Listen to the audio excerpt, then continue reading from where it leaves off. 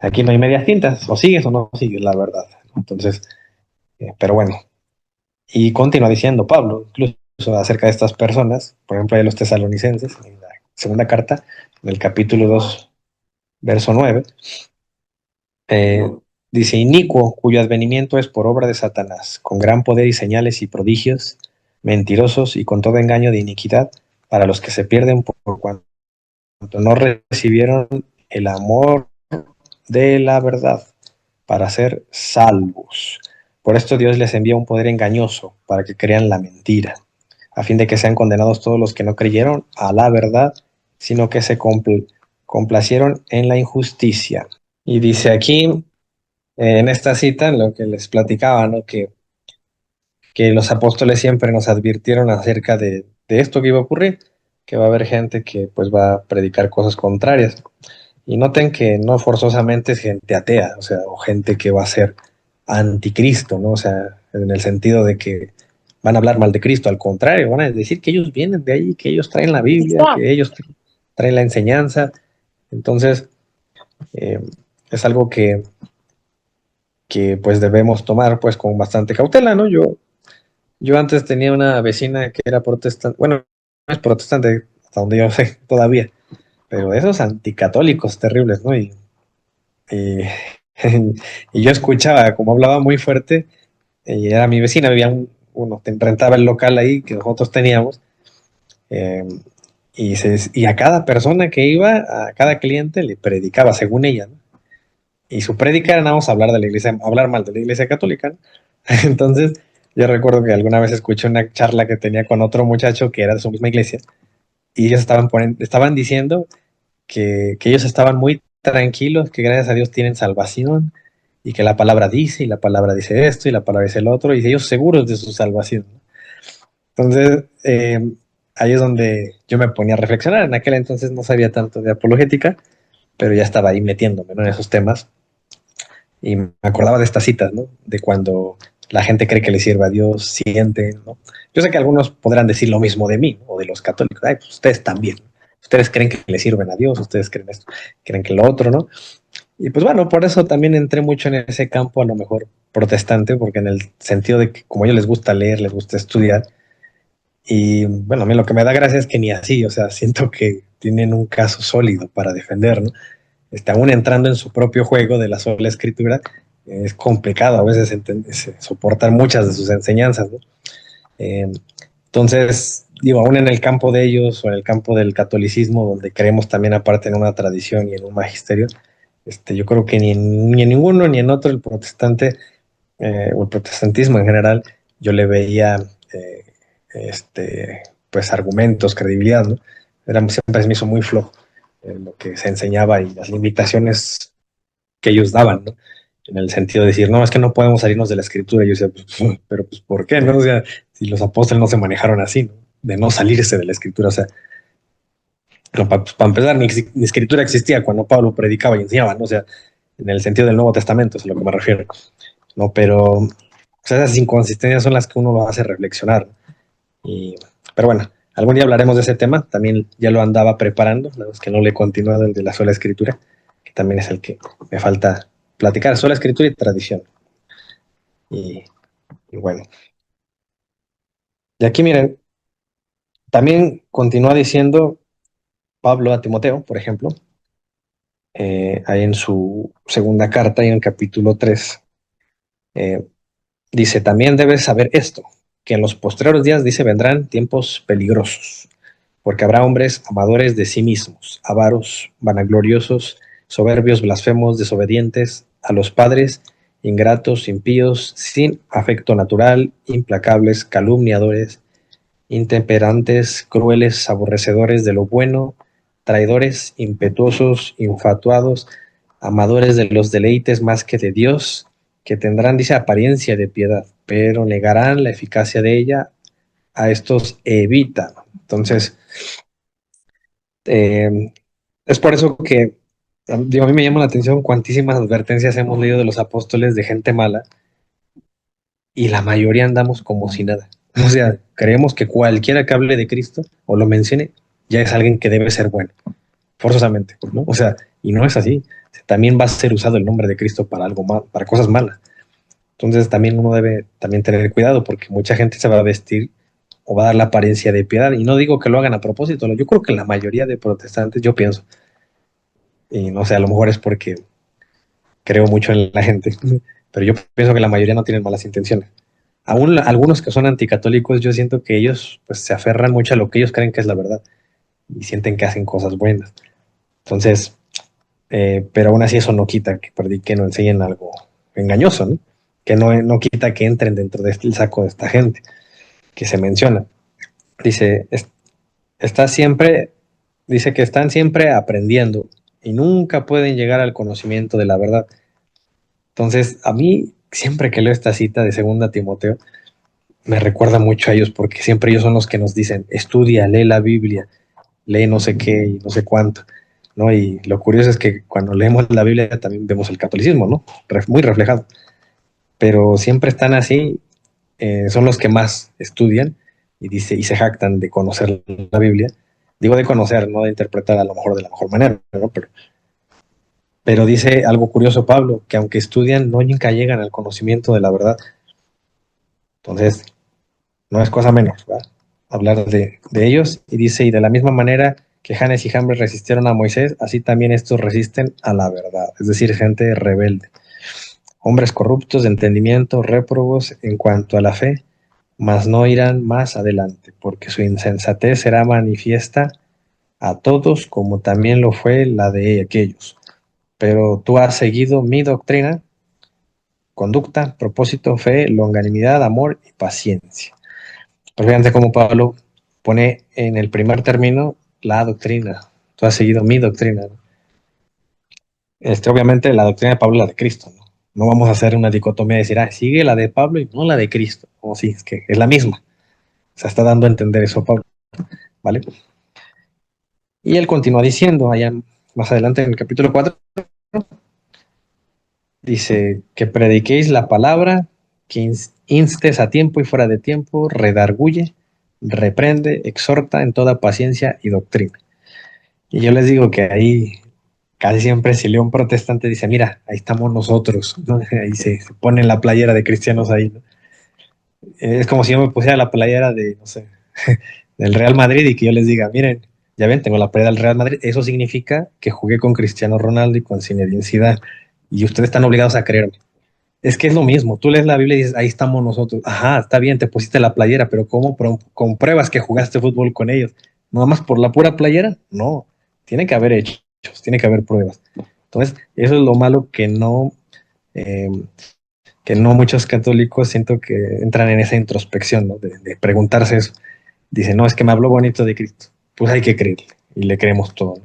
Entonces, cuando aquí leemos esto, obviamente le está hablando a Timoteo. Timoteo sí era una autoridad en la iglesia, por eso Timoteo como autoridad y como ya está muy bien capacitado por Pablo, él sí puede exhortar con toda paciencia y enseñar doctrina. No es para que se la apliquen todos los que lean la Biblia, todos los que lean la carta a Timoteo. Ahí entramos todos. Y hay gente que a lo mejor ni conoce mucho de Biblia, pero como leyó esto, entonces ahí estoy yo. Y entramos todos los que queremos seguir a Cristo. No, es para la autoridad que dejó en su iglesia Cristo. Dice, porque vendrá tiempo cuando no sufrirán la sana doctrina, sino que teniendo comezón de oír, se amontonarán maestros conforme a sus propias concupiscencias, y apartarán de la verdad el oído y se volverán a las fábulas. Entonces es parte de esa advertencia de los apóstoles de decir, va a haber enseñanzas novedosas, fábulas, no le llama así como delirios de la gente, interpretaciones nuevas, ¿no? De lo más moderno que decían, ¿no? Que seguramente Jesucristo era homosexual. ¿No? La otra vez escuchaba eso, esa barbaridad. No tiene ninguna base, pero dicen, pues nunca se casó y empiezan a tratar de hacer hipótesis con tal de encajar por la fuerza la enseñanza de la ideología de género, ¿no? De que el homosexualismo este, debe ser apoyado también por Dios, porque Dios es bueno. Y no es así la cosa, ¿no? Pero son novedades, cosas que jamás se han creído, pero ahora la gente se aplica este principio de interpretar a su manera, no, así es la sola escritura, interpreta libremente lo que pues te venga a tu cabeza con lo que leas. Entonces dice, apartarán de la verdad y el oído y se volverán, dice, a las fábulas. Dice, pero tú sé sobrio en todo, soporta las aflicciones, haz obra de evangelista y cumple tu ministerio. Entonces le dice a Timoteo, Timoteo tiene un ministerio, Timoteo es evangelista, ya está capacitado. Esas palabras son para Timoteo y los que tengan una autoridad, no son para cualquiera. Entonces el católico debe insistir en cómo demuestras tú que tienes la autoridad, ¿vale? Entonces, en la primera carta, también a Timoteo decía Pablo, ¿cómo te rogué que te quedases en Éfeso cuando fui a Macedonia? Para que mandases a algunos que no enseñen diferente doctrina. Entonces yo quiero subrayar esto y vean que Pablo sí era apologista, sí le importaba, que sabía que había otras doctrinas, pero a él le preocupa al punto que se lo escribe en una carta a Timoteo, asegúrate que no enseñen diferentes cosas. No les dijo Pablo, oye, no te pelees con la gente, déjalos que enseñen lo que quieran para que no se ofendan, porque por alguna razón ahora nos interesa mucho no ofendernos. Dicen, y presten atención a fábulas y genealogías interminables que acarrean disputas más bien que edificación de Dios, que es por fe, así te encargo ahora. Pues el propósito de este mandamiento es el amor nacido de corazón limpio y de buena conciencia y de fe no fingida, de las cuales cosas desviándose algunos se apartaron a vana palabrería. Fíjense, algunos se desviaron, dice. Se apartaron a vana palabrería, queriendo ser doctores de la ley, sin entender ni lo que hablan ni lo que afirman, ¿no? Miren, yo he perdido la cuenta de tantísimos diálogos que he visto y también he tenido con protestantes que porque se aprendieron 3 o 4 versículos ya se sienten teólogos, ya se sienten doctores de la ley. Y yo no digo que yo lo sea, yo estoy lejos de ser un teólogo, yo aquí les comparto lo que yo he aprendido, lo que he conocido, y aún con mi conocimiento que tengo, limitado tal vez, aún así a mí me sorprende que yo siento que no tengo tanto conocimiento y aún así puedo desbancar ciertos argumentos del protestante que se siente doctor de la ley, que se siente teólogo. Digo, bueno, entonces estamos en un mundo de locos aquí, ¿no? Porque ni yo tengo una formación así, ¿no? Me gusta mucho leer de mi fe y estudiar mucho, eso sí, se los digo, es mi pasatiempo. Siempre que puedo ando leyendo y estudiando historia. Pero es increíble, ¿no? Que pues, ahí es donde aplican estas palabras, ¿no? Hay gente que se siente que sabe y cree y conoce. Pero en realidad no es porque sepan, es porque saben más que el promedio o porque leen más que el promedio de gente que no tiene interés en su fe, ¿no? Pero pues cuando llega alguien que pues conoce como ellos, o más bien hace las preguntas correctas, ¿no? Es cuando ya tú ves que ahí los ves haciendo malabares, ¿no? Para tratar de responder. Pero bueno, Eh, así son las cosas y ya. Vean desde qué tiempo Pablo ya advertía de esa gente que se siente que conoce y sabe, ¿no? Pero nada. Y a Timoteo le sigue diciendo, en el capítulo 6 ahí en el verso 3 en adelante, dice, si alguno enseña otra cosa y no se conforma a las sanas palabras de nuestro Señor Jesucristo y a la doctrina, que es conforme a la piedad, dice, está envanecido, nada sabe y delira acerca de cuestiones y contiendas de palabras, de las cuales nacen envidias, pleitos, blasfemias, malas sospechas, disputas necias, dice, de hombres corruptos de entendimiento y privados de la verdad, que toman la piedad como fuente de ganancia. Y ya hemos visto miles de casos, y no solamente lo digo por el protestantismo, también hay católicos. Acuérdense que salieron de entre nosotros, ¿no? Dice la frase. Claro, también ha habido líderes que hacen, ¿no?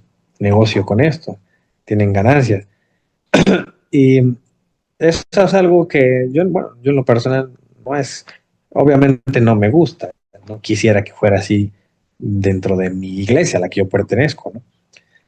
Pero pues tampoco soy, no pretendo ser que seamos sepulcros blanqueados, como decía Jesús, ¿no? Siempre dar la apariencia de que la iglesia católica todo es perfecto y que se vea bonito desde afuera. La verdad es que no es así. Sí hay gente que hace, que lucra, que hace cosas indebidas y en ese sentido yo no tengo ningún problema en aceptarlo. Lo que a mí me preocuparía es que la iglesia siempre trate de dar la apariencia de algo bueno cuando no lo es, ¿no? Eso sí me daría desconfianza. Y yo sí he visto muchas iglesias protestantes donde se jactan de decir que ellos son perfectos, que ellos no tienen pecado, ¿no? Y cuando se enteran de alguna de esas cosas, de que hizo algún pastor, algún miembro, tratan como de ocultarlo, ¿no? Como que no se sepa.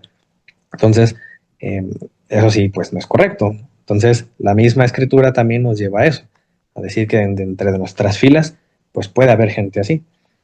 Pero fíjense, es gente apartada de la verdad, dice Pablo a Timoteo, y que hacen negocio, en este caso lo que está mencionando, dice, pero gran ganancia es la piedad acompañada de contentamiento, porque nada hemos traído a este mundo, y sin duda nada podremos sacar, así que teniendo sustento y abrigo, estamos contentos con esto.